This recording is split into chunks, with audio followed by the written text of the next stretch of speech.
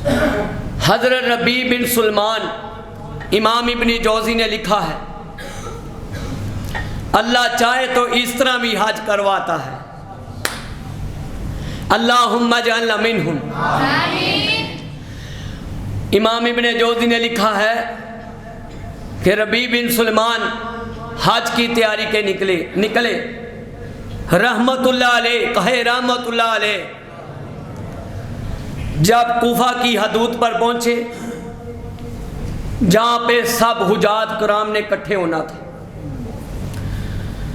دیکھتے کیا ہیں کہ ساز و سامان لینے کے لیے کون کون جاگ رہا ہے.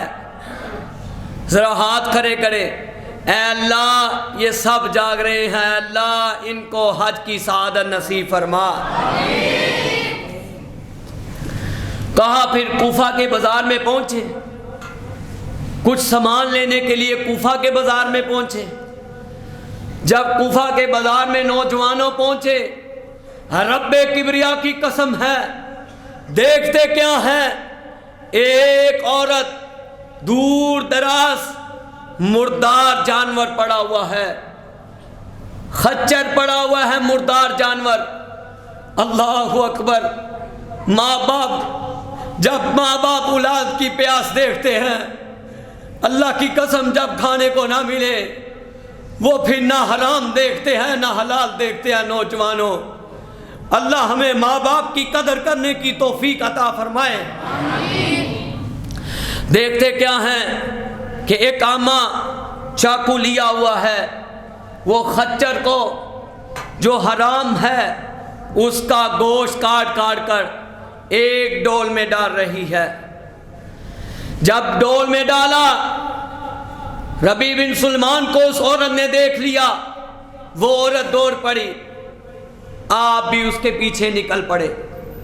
جب نکلے، کہتے میں اس لیے نکلا کہ کہیں یہ عورت بازار میں بیچتی نہ ہو، اللہ معاف فرمائے، کیونکہ مسلمان کے لیے حرام گوشت جو جس پر میرے نبی کی مہر لگ گئی کہ یہ گوشت کھا نہیں سکتا، پھر وہ گوشت کیا ہے؟ حرام ہے. کہتے میں نے کیا دیکھتا ہوں کہ وہ اماں نے دروازہ کھٹکھٹایا، آگے سے بیٹی نے کھولا تو کہا بیٹا تمہاری والدہ آئی ہے. والدہ جب گھر پہنچی وہ مردار گوشت لے کر، تو پھر والدہ نے کہا بیٹی ساتھ رو رہی تھی، روتے ہوئے کہہ رہی تھی بیٹا یہ کھا لو، کیونکہ اضطراب کی حالت میں جب کوئی چیز ملتی نہ ہو، ذرے کے برابر بھی حلال چیز نہ ملتی ہو. صحیح البخاری میں حدیث ہے نوجوانوں، میرے نبی نے کہا پھر تم اضطراب کی حالت میں حرام چیز کھا سکتے ہو. تو دیکھتے کیا ہے کہ وہ بیٹیوں نے وہ پانی ڈال کر ابالنا شروع کر دیا. ربیع بن سلمان دروازہ کھٹکھٹایا، اے اماں کیوں کھاتی ہو؟ کہا یہ اضطراب کی حالت میں کھا رہی ہوں، میں بھی سمجھتی ہوں امت محمدیہ میں حرام گوشت کھانا جائز نہیں ہے. کہا کہ میرا میاں دنیا سے چلا گیا ہے، 3 سال بیت گئے ہیں، جو پیچھے چھوڑ کر گیا وہ ہم نے کھا لیا. آج میری 4 بیٹیاں تمہارے سامنے ہیں، بتاؤ پھر میں ان کو کہاں سے کھلاؤں؟ جو چیز میسر نہیں ہو رہی، میں ان کی دیکھ بھال کروں یا ان کا دھیان رکھوں یا ان کی عزت کا دھیان رکھوں یا کمانے کے لیے جاؤں؟ ربیع بن سلمان نے کہا اے اماں یہ پکانا نہ، آج تیرے پاس یہ نوجوان ابھی کچھ دیر کے لیے آتا ہے.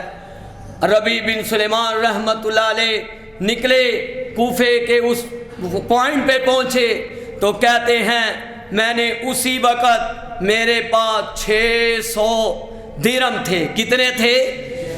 600 درہم. کتنے تھے؟ 600 درہم تھے.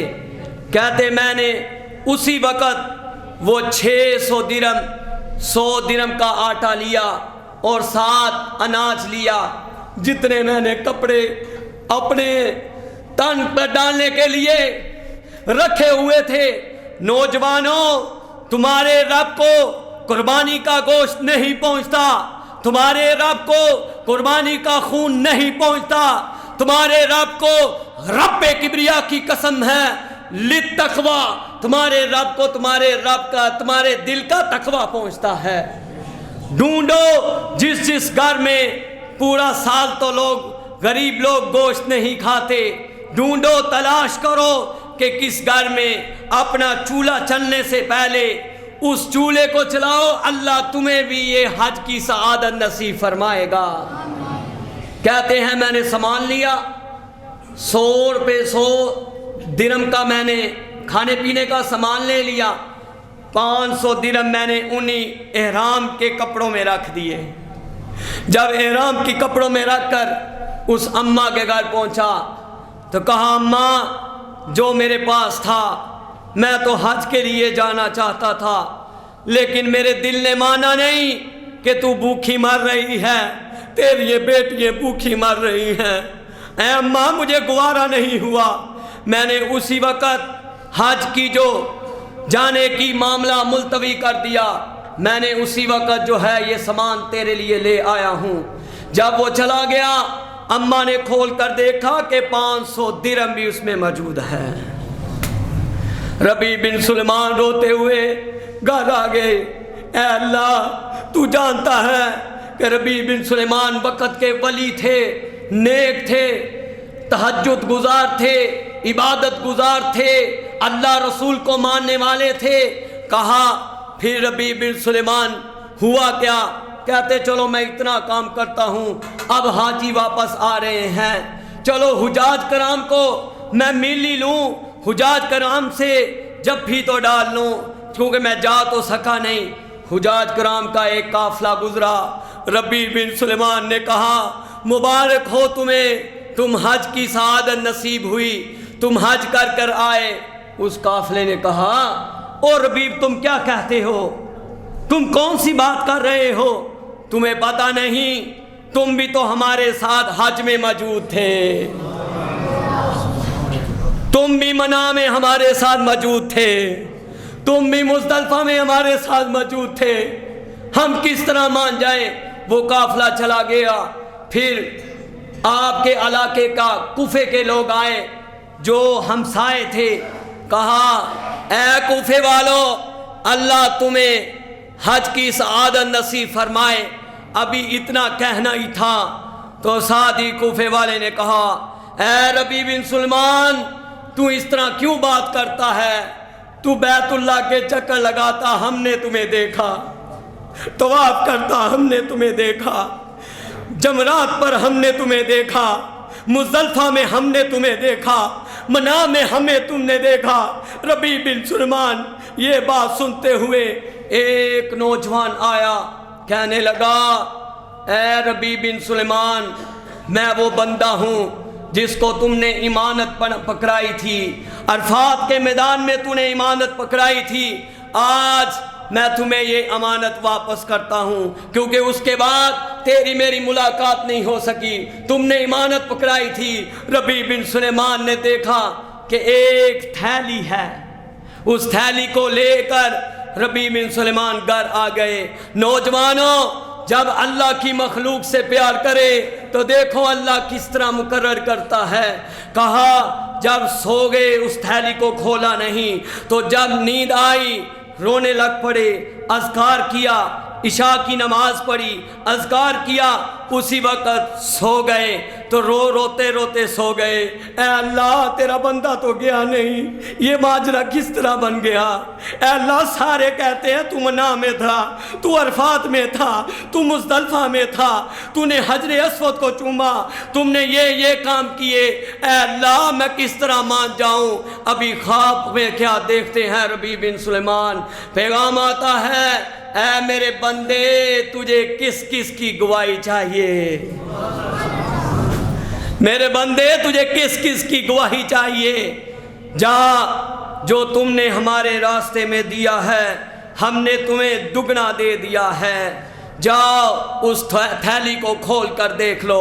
ربیع بن سلیمان کی جاگ اٹھی، اللہ نے کہا کیا اے ہم نے تمہیں وافر دے دیا، خواب میں دیکھتے ہیں؟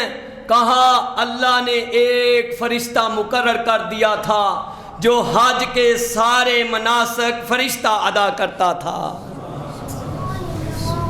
ربیع بن سلیمان جب اٹھے تو کہتے کیا ہیں، اس طرح تھیلی کھولی، تھیلی کھول کر دیکھتے کیا ہیں، اس اماں کو کتنے پیسے دیے تھے نوجوانوں؟